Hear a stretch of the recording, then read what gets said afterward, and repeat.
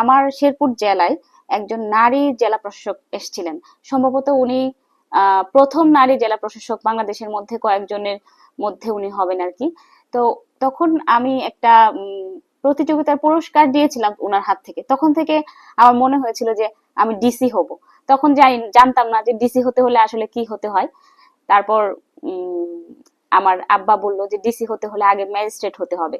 আমার মনে হয় যে ওই স্বপ্নটাই আমার মনের মধ্যে গেঁথে গেছে তখন থেকেই। কর্মক্ষেত্রে মানসিক চাপটা, আমাদের এত বেশি মানসিক চাপ মাঝে মাঝে আসে, এটা সামাল যে কিভাবে দেয় সেটা শুধু ওই সময়টাতেই মানে বোঝা যায়।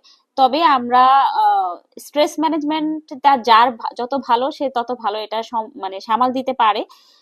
তখন সেই ক্ষেত্রে দেখা যায় যে আমার পরিবারের সাপোর্টটাও থাকে, এবং আমরা তো আসলে কাজ করতে করতে আমরা আসলে এইগুলা ম্যানেজমেন্ট করে করে অভ্যস্ত। সেটা ব্যক্তিগতভাবে ব্যক্তিগত জীবনের সাথে আমি আসলে কর্মক্ষেত্র কখনো মিলাই না। সেটা আমার একটা বড় ভালো স্ট্র্যাটেজি যে আমার ব্যক্তিগত এবং জীবন এবং কর্মক্ষেত্রকে আমি একেবারে গুলিয়ে ফেলি না।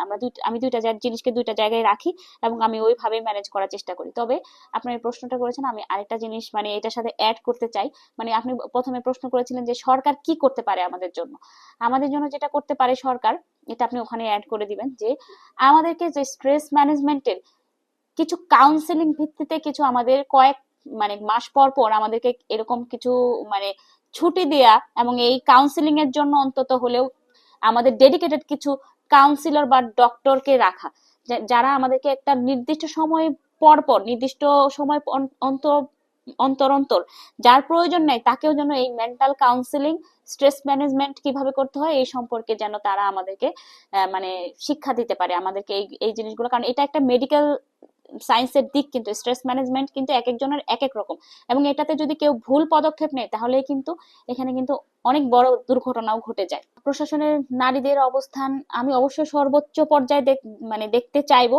এখন আমাদের একটা নতুন সরকার গঠন হয়েছে, এবং এই সরকারের কাছেও আমাদের ইয়া থাকবে যে নারীদেরকে সমানভাবে ট্রিট করা, এবং নারীরা সুযোগ পেলে আমার মনে হয় আরো বেশি কাজ করতে পারে, আরো আরো অনেক দূরে এগিয়ে যেতে পারে। নারীদেরকে আমি প্রশাসনের শুধু না, রাজনৈতিক, সামাজিক এবং প্রশাসনিক সকল ক্ষেত্রেই নারীদের আমি সর্বোচ্চ অংশগ্রহণ দেখতে চাই। নারীদেরকে স্বাবলম্বী হতে হবে, ইন্ডিপেন্ডেন্ট হইতে হবে, পড়াশোনা করতে হবে, চাকরি করতে হবে, নট নেসেসারি চাকরি, কাজ করতে হবে, মানে নিজের জীবিকা যেন নিজের নির্বাহ করতে পারে, মানে আয় করতে হবে। এখন তো নারীরা উদ্যোক্তা হচ্ছে, বিজনেস করছে, নারীরা চাকরিতে যাচ্ছে, কিছু না কিছু করতে হবে। নারীরা ঘরে বসে থেকে শুধু সন্তান লালন পালন এবং কাজ করবে এই দিকে না থেকে তারা যেন কর্মক্ষেত্রে নারীরা অবদান রাখে, এবং পরিবারে যেন তারা আর্থিক সাপোর্টার হিসেবে কাজ করতে পারে। এটাই হচ্ছে নারীদের প্রতি আমার মেসেজ থাকবে।